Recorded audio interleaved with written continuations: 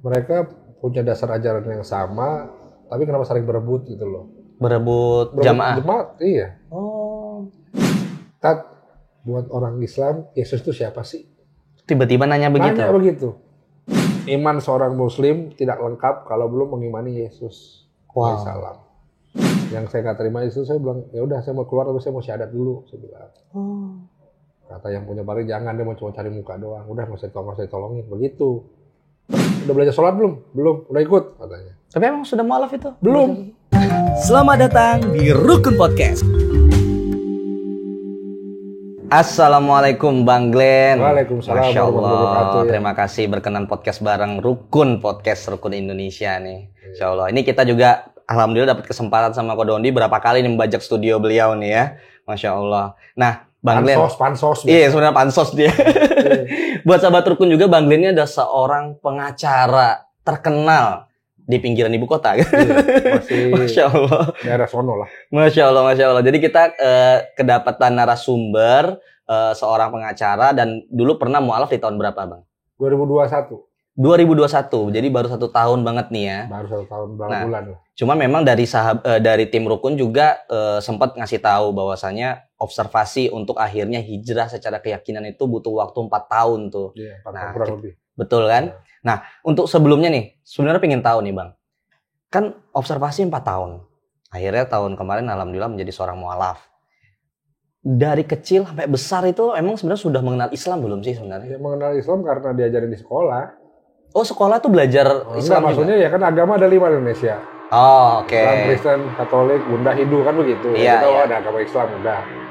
Ya karena di sekitar saya juga kan di Bandung waktu itu kan emang mayoritas juga Islam. Kita lihat banyak masjid apa segala macam. Cuman ya saya nggak pernah mau tahu lebih banyak gitu.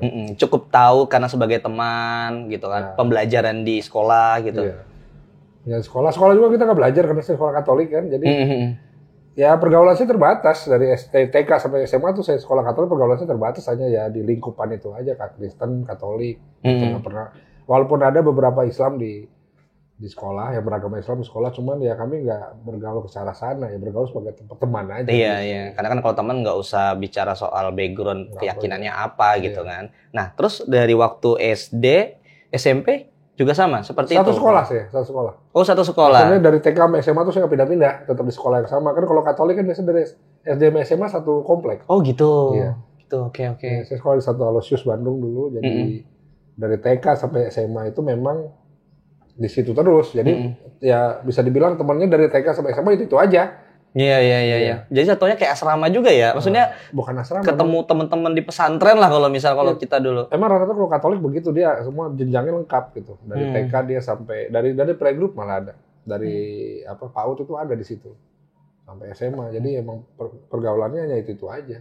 Jadi saat itu memang mengenal Islam sebatas tahu aja. Teman-teman aja gitu. Nah, terus kemudian waktu kuliah ya mulai ininya. Kuliah itu karena kita mulai bergaul bebas, maksudnya bukan pergaulan bebas ya, beda ya. Kita bebas bergaul, lingkupnya nggak itu lagi, jadi banyak kita masuk komunitas mata ya, makin mulai kebuka gitu. Oh, ternyata agama Islam begini gitu kan, karena oh ya udah gitu aja, cuma tahu begitu aja. Nah, emang waktu saya kuliah juga masih ada sedikit antipati saya karena terdoktrin dari kecil sampai SMA kan doktrin. Apa sih doktrin terkait Islam dulu?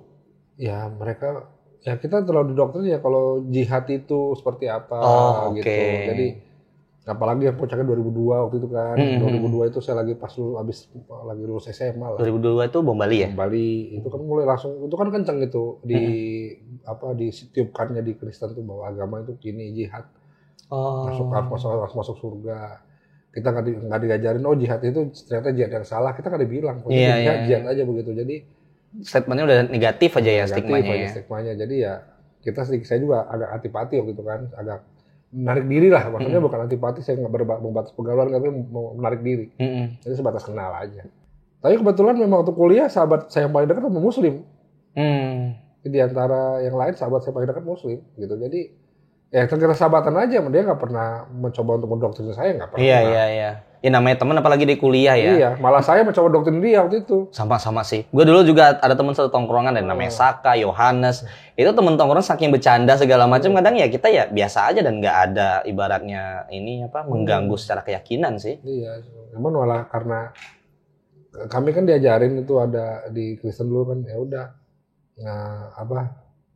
dibilang bawalah umat sebanyak-banyaknya kan. Nah itu makanya ya kami mencoba untuk mengajak mereka masuk Kristen gitu, tapi ya cara nggak eksplisit begitu. Eksplisit kita cuma ngomongin, tapi ya udah sekitar gitu aja, nggak pernah saya coba langsung bawa ke gereja, nggak pernah. Tapi memang ada niatan mau ke sana juga ya? Memang waktu itu kan kita didoktrinnya seperti itu. Selamatkanlah jiwa-jiwa tersesat, bawalah domba-domba yang tersesat, kan begitu. Memang terlihatnya kita sebagai domba tersesat gitu ya? Iya. Oh gitu, oke. Nah, artinya kan dari sampai zaman kuliah pun masih memandang stigma negatif terkait Islam. Apa yang akhirnya menjadi landasan awal kok bisa mulai? Pasti kan biasanya kalau dari awal tidak suka minimal netral dulu nih. Nah, fase netral berpikir bahwasanya Islam itu tidak seperti itu gimana itu? Saya netral berpikir mulai tahun 2012-2013 lah, karena di waktu itu saya udah mulai keluar kan, keluar Jakarta, jadi keluar daerah. Saya hidup di daerah yang benar-benar pure Muslim, semua 100% Muslim. Saya lihat mereka terima baik kok. Mereka tahu kita beda, jadi stigma yang selama ini dibentuk di otak saya ini, doktrinnya udah hilang sedikit gitu loh. Kok mereka nggak begini, kok mereka nggak antipati sama kami. Dia terima kita sebagai manusia gitu, jadi sebagai manusia yang harus dibantu, ditolong, dikasih. Sebagaimana bermasyarakat lah ya. Ya, bermasyarakat yang baik. Jadi ya saya mulai, ternyata ajaran nggak begini nih gitu loh. Akhirnya ya 2013 sampai 2015 tuh saya masih cuma bergaul aja. Jadi nggak belajar juga, enggak. Bergaul, nggak belajar sih, bergaul terus banyak menghabiskan waktu sama yang non muslim, yang muslim kan. Akhirnya ya udah, jadi saya sedikit netral di situ. Jadi ya udah. Dan emang di saat itu juga saya sudah mulai sedikit punya antipati sama gereja. Loh, kenapa malah justru antipati sama gereja? Jadi waktu tahun 2013-2014 itu kan saya sempat gereja di gereja-gereja yang kita bilang apa ya, gereja ruko lah. Jadi dia yang pindah-pindah ruko, udah gitu yang jemaatnya juga jemaat yang bukan tetap, yang copot sana copot sini. Jadi saya lihat kok mereka punya dasar ajaran yang sama, tapi kenapa saling berebut gitu loh? Berebut jamaah? Jemaat, iya. Oh. Jadi dulu sempat ada aturan di gereja, salah satu gereja yang kita bilang kedaerahan lah. Itu malah kalau salah satu keluarga dari jemaatnya ketahuan pindah ke gereja itu, satu keluarga itu di ban. Padahal sebenarnya kan di dalam satu dengan satu lain kan pelajaran, pendidikan atau apanya modelnya sama aja kan? Iya, garis besar sama, tapi kalau kita ngomong secara detail beda. Oh. Karena cara ibadahnya aja udah beda kan? Oh, cara ibadah juga beda? Beda. Ada yang satu gereja yang nggak boleh musik, satu ada yang hiruk pikuk dengan musik gitu loh. Oh gitu. Iya. Dan Bang Glenn itu waktu itu masuk ke bagian yang mana nih? Saya pindah-pindah, makanya saya bilang saya pindah-pindah. Saya Kristen Protestan, saya SMA masuk Advent. Masuk Advent juga? Iya. Oh berarti yang kayak Mbak Stevi narasumber kita sebelumnya dong ya? Stevi siapa? Stevi yang orang Ambon. Iya betul. Itu kan hari Sabat juga ikut, kemudian nggak makan B2 gitu. Nggak makan babi, udah ngomong iya. aja. itu juga akhirnya pernah. Cuma Advent lebih ekstrim lagi, bukan hanya sekedar nggak boleh makan B2, nggak boleh makan, minum teh kopi aja nggak dikasih. Teh sama kopi? Nggak boleh. Karena dianggap itu tidak murni lagi. Kita ketahuan makan es krim aja sama dosen tuh dihukum. Tidak murni, maksudnya tidak murni dari nggak Tuhan. Murni langsung. Air gitu loh. Masuk kopi teh kan ada campurannya. Iya. Udah gitu makan juga nggak boleh daging. Itu sempat lu lakukan itu? Nggak minum teh, nggak minum kopi. Kayaknya tipikalnya suka ngopi nih. Buset. Dengan gua dikeluarin daripada gua nggak ngopi. Jadi Kristen masuk, Katolik masuk. Kalau Katolik saya nggak pernah masuk, cuman karena saya sekolah, jadi saya sedikit besar paham. Oke. Iya. Advent masuk juga. Advent masuk. Berapa lama itu kalau yang Advent? Advent dari SMA kelas 3 sampai saya kuliah, sempat saya kuliah 2 tahun di Advent kan, tapi keluar. Saya dulu udah jurusan perawat. Saking pintarnya saya DO. Saking pintarnya ya? Iya. Pintarnya bolos sudah. Itu akhirnya berarti dari Advent ini yang terakhir hingga akhirnya hijrah. Enggak, saya dari Advent itu kan masih zaman kuliah. Nah, setelah itu kemana lagi? Setelah itu ya tetap balik ke Kristen lagi. Saya gereja Kristen cuma pindah-pindah ke Tiberias, ke Betel, balik lagi ke yang kedaerahan, yang GKI, ke GPIB. Saya pindah-pindah gitu. Jadi akhirnya saya banyak, ini kok gini. Jadi saya kalau ditanya ngerti. Ngerti, beres gimana sih, ngerti. Ya cukup paham lah karena sudah tahu secara ini ya, sudah terjun langsung ke sana juga ya. Kan maksudnya secara mencoba dari satu tempat ke tempat yang lain, dari coba ke cara beribadah di Kristen itu satu tempat ke tempat yang lain, dan Islam pun masih dipandang sebagai akhirnya ya sebagai netral aja. Netral aja, saya nggak. Apa kepikiran akhirnya mau jadi ini seorang Muslim? Itu yang waktu saya tahun 2017 itu saya dulu kan kerja sebagai kontraktor ya. Oke. Jadi percaya nggak percaya kata orang kamu ini kena guna-guna. Ketika lagi kerja di kontraktor di daerah mana itu?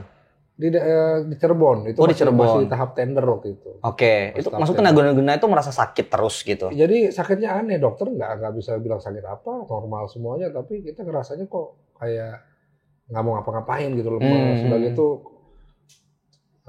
ini lidah saya ini nggak bisa masuk, kayak keluh gitu Pak, kayak kebas. Iya. Nggak bisa ngomong dong kayak gitu? Ngomong bisa, cuman kalau ngomong masuk, begitu kita diem, kayak lagi diem gitu gini, keluar. Keluar kayak, gitu? Iya.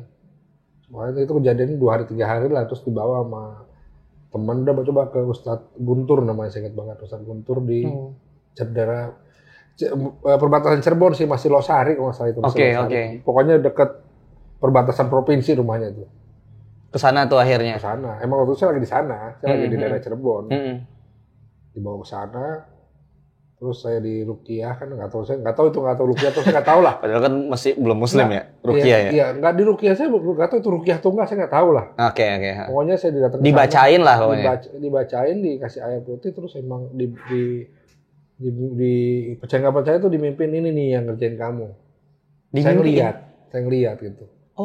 Ya percaya nggak percaya lah, saya juga itu emang ngerasain, apakah emang suges saya nggak tahu lah. Nah terus saya nanya, abis pokoknya setelah selesai prosesi ya, apa sih namanya itu, kegiatan lah kita kegiatan itu selesai, yang kita kan ngopi-ngopi, ngerokok, ngobrol lah sama tuh Ustadz. Saya nanya di situ, pertama kali saya nanya, terus saya berani nanya sama Ustadz di situ. Ustadz, buat orang Islam Yesus itu siapa sih? Tiba-tiba nanya begitu. Itu iseng aja apa mungkin mulai ada iseng karena saya mau lihat, karena gini, di doktrin Kristen, kenapa di doktrin di Kristen tuh lihat aja sholat Isya waktunya paling panjang loh. Itu buat siapa sih sholatnya kan? Buat Isa Al-Masih segala macem lah. Makanya saya pikir berarti kan yang di pikiran saya ini berarti kan Isa Al-Masih itu kan Yesus. Berarti Yesus punya kedudukan dong di Islam. Jadi saya cuma pengen mempertanyakan itu. Saya sebenarnya pengen mempertanyakan. Jadi kalau emang udah bilang itu Yesus itu Tuhan juga, berarti gue bener dong kan? Cuman ini enggak. Dia ngomongin gini, iman seorang Muslim tidak lengkap kalau belum mengimani Yesus. Salam. Kata Ustadz seperti itu. Iya. Itu dia ngomong begitu. Udah di situ, udah dak gitu kan? Oh, ya udah. Itu kejadiannya tahun 2016-2017 kalau nggak salah.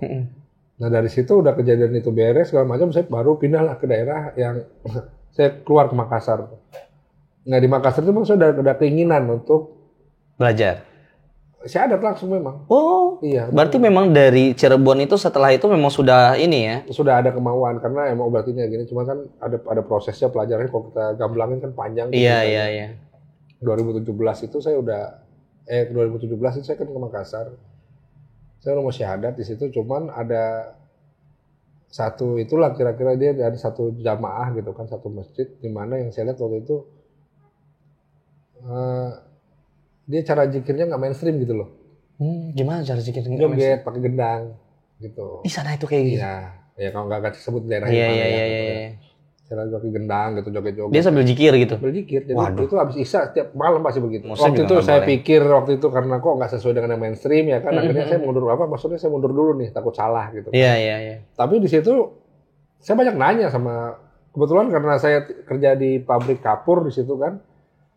Saya kerja di pabrik kapur, di sebelahnya memang itu masjid gitu. Jadi saya setiap sore pasti berinteraksi dong sama penjaga masjid, sama ustadznya. Kebetulan salah satu yang kerjanya di pabrik itu juga, teman kerja saya juga ustadz di situ juga. Jadi saya setiap hari bisa nanya segala macem.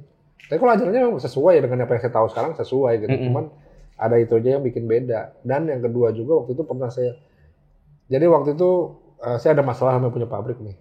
Ya sedikit besar masalah. Saya dikeluarin kan. Nah, yang saya nggak terima itu saya bilang, ya udah saya mau keluar tapi saya mau syahadat dulu. Saya bilang. Kata yang punya pabrik, jangan, dia mau cuma cari muka doang. Udah mau saya tolongin begitu. Ya kata yang punya pabrik nih, ya udah akhirnya ya nggak jadi dong. Saya pindah ke Kendari. Nah di Kendari itu benar saya masuk dari satu daerah yang remote banget, daerah yang jauh dari mana-mana, yang ke kota, nemu lampu merah aja dulu jalan 3 jam dulu naik mobil nemu lampu merah tuh. Saking jauhnya Saking ya. jauhnya, listrik nggak ada, pulsi sinyal nggak ada, segala macam nggak ada, dan itu saya hidup benar-benar sama pure ya, komunitas Muslim. Saya terima baik-baik aja. Di situ juga malah saya di situ mulai mikir kok, berarti selama ini yang diajar salah. Walaupun di situ itu saya udah banyak mengetahui juga udah mulai banyak nonton Jagir Naik, udah mulai nonton juga almarhum Ahmad Dedat ya kan. Oh, memang sudah nonton YouTube ya? Udah nonton YouTube, udah gitu nonton juga si Yusuf Estes, jadi banyak nonton, jadi saya udah banyak tahu kesalahannya di sini gitu kan. Nah, yang mereka omongin juga kan semua masuk akal, make sense kan, jadi gitu. Ya gue pikir ya udahlah, kalau emang udah bener gue tinggal cari gimana gue kuat aja masuk Islam gitu kan, karena emang betul, apalagi kita dari keluarga Sumatera, keluarga juga yang punya Islam yang Kristennya keras. Cuman pikiran gue waktu itu gimana gue dengan keluarga gue gitu. Tapi secara keyakinan sudah mantap itu. Keyakinan sih udah mantap, memang Islam ini yang benar gitu. Iya. Nah, cuman ya karena gue mikirin keluarga ya itu ya mundur lagi. Jadi gue pikir kalau gue ini pasti gue dibuang segala macam. Jadi gue masih punya ketakutan di situ. Itu tahun 2017 gue pulang ke Bandung. Dari situ gue balik ke Bali kan. Gue di Bali. Nah di Bali baru gue bener-bener hidup di kawasan pesantren memang. Jadi gue ngapain ke Bali hidup di kawasan pesantren? Di dulu Bali gue jualan nasi goreng gue.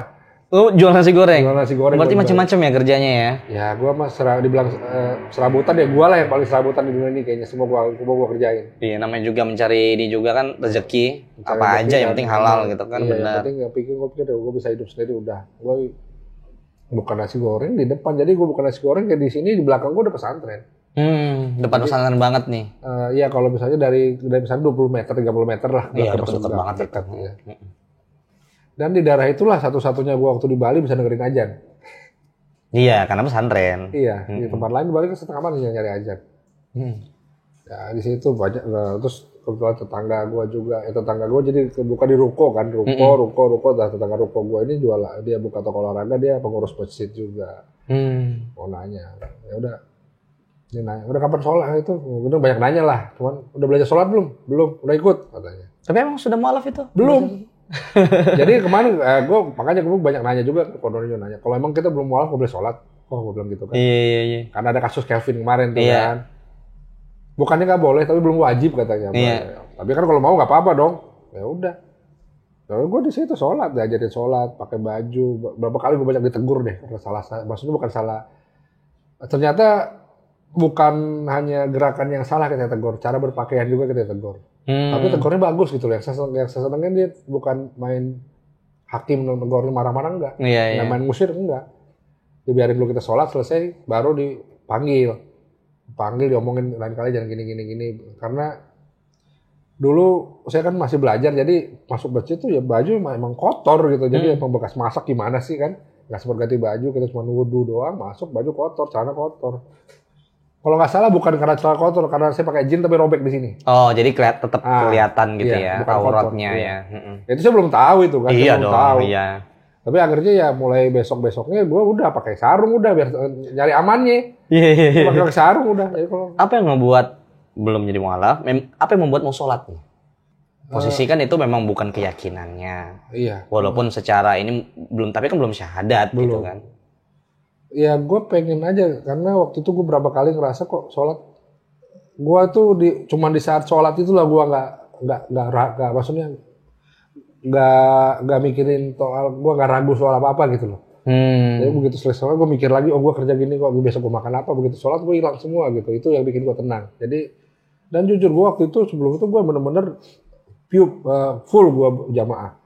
Karena gue belum bisa sendiri kan. Iya. Jadi gue pikir gue sendiri gak bisa, gue gak tahu bacanya. Subuh. Ikut juga? Sampai ruksok gue di masjid. Karena gini, dulu kerjaan gue jualan nasi goreng, jualan mie kocok. Iya. Nah jadi kan kalau mie kocok itu kan bikin kaldunya lama tuh. Jadi gue pagi sebelum azan itu pokoknya habis orang tahajud kan rame-rame gue rebus dengkul tuh. gue tinggalin. Gue pulang dari ruksoknya apa, sholat habis ya ruksok ya ruangnya ya. Syuruk. Ruksok lagi. Ruksok masalah nggak jelas itu. sorry. Suruk. Jadi gue sampai suruk di masjid.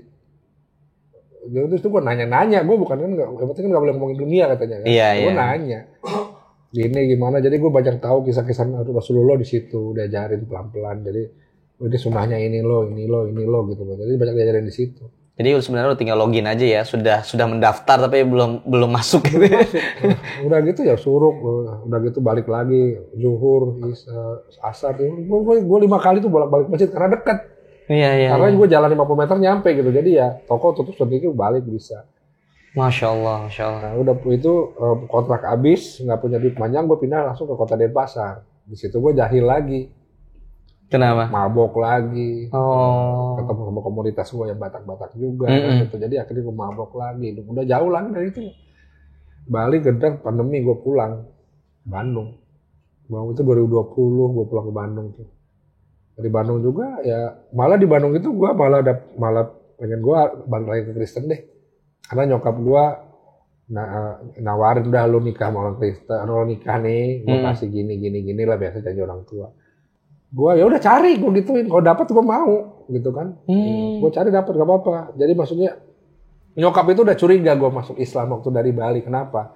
Waktu dia datang ke warung gue, dia masuk ke kan ruko di belakang gue bikin sekat kamar. Dia masuk ke kamar ada sajadah di situ. Ada sajadah, ada peci lengkap lah, gue antungin kan. Gue dulu itu karena gue masih takut dia apa-apain, gue bilang gue alibinya punya temen. Nah gitu. Ya akhirnya nyokap gue karena udah curiga begitu gue balik ke Bandung langsung mau itu kadang gue udah cerai menit sisi gue yang pertama udah cerai gue. Maksudnya bukan cerai secara sah tapi udah pisah lama lah. Iya. Gue pisah 2015 gue udah pisah. Balik ke Bandung nyokap gue tahu dia takut gue masuk Islam kan. Mau dinikahin lah tuh. Dicariin.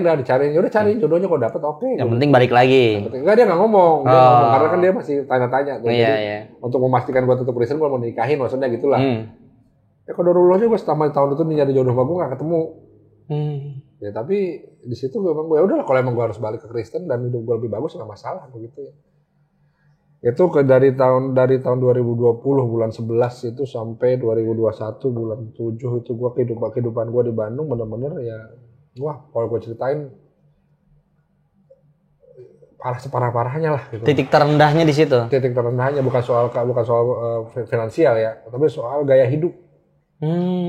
Jauh kayak dari pokoknya gue udah balik lagi ke gaya hidup yang paling rendah lah. Ya, pokoknya kalau ceritain nanti nggak takutnya ada anak-anak yang nonton. Iya. Ya udah 2021 itu pokoknya bulan 7 itu gue buka YouTube lagi, gue pengen belajar lihat lagi, gue nonton lagi Zakir Naik yang dulu. Nah itu ketika udah sampai titik terendah, udah ibaratnya udahlah saya bukan kembali ya berarti masih di situ aja lah nggak usah hijrah nih, nggak usah mualaf. Akhirnya mau nonton lagi tuh apa yang menjadi ini triggernya? Bosan gua. Kenapa hidup gua gini mulu? Kok gak ada perubahan gitu. Gini mulu. Nah, akhirnya ya gua nyoba nonton deh. Terakhir nonton kan namanya kan mualaf gitu kan. Akhirnya keluarlah channel pedagang headset noh. Nah, pedagang headset. Iya, pedagang headset glodok. Konditan ya kan. Iya. Oh, Kodondi, channel Kodondi. Oke. Ya, gue nonton. Boleh juga dia orang ilmunya gue pikir kan. Dan omongannya maksudnya omongan dia sama omongan Zakir Naik tuh sejalan iya, gitu. kan beliau juga lebih ke kritik teksnya kan. Ya. Terus gue waktu itu kenapa gue akhirnya lama juga memilih, waktu itu gue pikir kalau gue masuk Islam benar-benar ini gue pasti dibuang. Gue masih dibuang dan di saat itu gue kan kerjaan nggak ada, udah gitu penyumpahan pengacara gue juga belum, maksudnya jadi gue belum tahu mau ngapain nih, jadi gue punya satu tempat buat gue bernaung lah, mau nyari tuh Kodondi, banyak dapat lagi Kohani, dapat lagi Ustadz Ipung, itu kan dulu jadi tiga-tiganya tuh gue pantau terus tuh podcastnya, gimana sih dia menangani mualaf yang benar-benar terbuang, gue lihat dong. Nah terus itu terakhir gue nggak punya kontaknya kan, belum ada nomornya waktu itu gue, dan gue orangnya dulu paling malas komen. Oke. Paling malas gue nanya di inbox tuh paling malas gue. Suatu itu ada acaranya Kodondi itu si Aristo naruh nomor handphone, hubungi saya. Nah itu langsung nggak nyampe 5 detik langsung gue taruh, gue WA, Bang, ini Glenn dari Bandung, saya mau mualaf. Oh langsung. Selamat datang di Rukun Podcast.